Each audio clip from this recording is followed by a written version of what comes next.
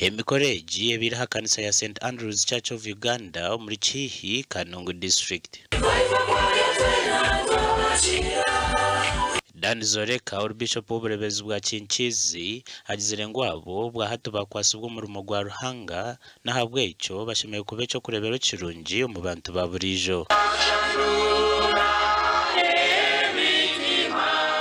Edini yo buhabe n'emico mibi birishe kutunga umwanya umurimo uko kumuri kureba ngo bukuru bwanyu no bw'ekitinisa kandi bwine bintu bingi ebigumire ntabwo icyo ni imirimo manya kubushimirire kwehayo.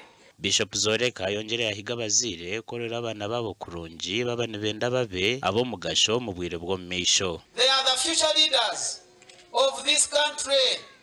They are the Christians of our church. Ntabwo icyo abana bitu mubakwateje mubaleberereje mubegese mubalise mubajweke mwembeire Dickson na Dori abaahure abo batirebera hiro byabo kandi bayiraganisa kwehayo kuhereza Ruhanga.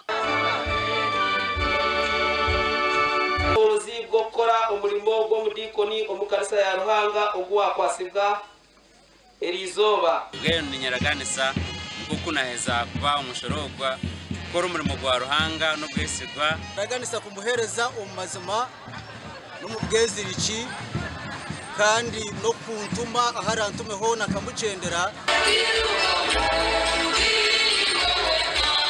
Gasha kwa Dan Basibi.